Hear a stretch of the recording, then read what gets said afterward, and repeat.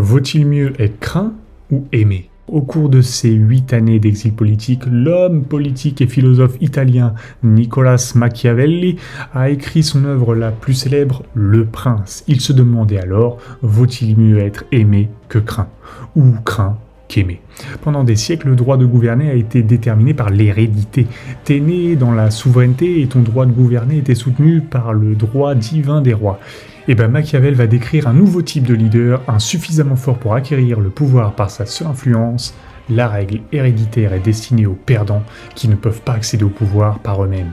La bonté morale n'est pas nécessaire au leadership. Par exemple, le pouvoir ne s'obtient ni ne se maintient en accomplissant de bonnes actions.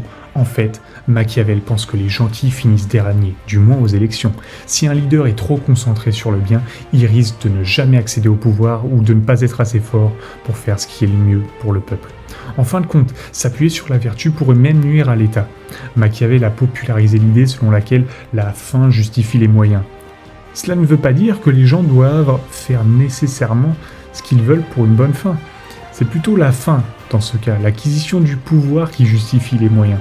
Les concepts moraux ne s'appliquent tout simplement pas aux actions politiques. L'une des personnes les plus connues du prince est Cesare Borgia, fils du pape Alexandre VI. Cesare a décapité l'un de ses sbires particulièrement impitoyable et a exposé le corps en public afin de faire une déclaration auprès de ses sujets. S'il maintient l'ordre, affirme Machiavel, le recours à la force et à la peur sont des outils légitimes du leader.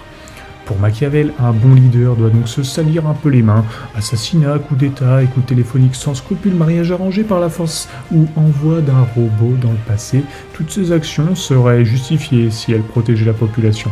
Il ne devrait donc pas être surprenant que les personnes impitoyables ou complices soient qualifiées de machiavéliques. Alors, vaut-il mieux être craint qu'être aimé? Dans ce monde d'alliances politiques assez louches et de trahison, qu'est-ce que l'amour a à voir là-dedans?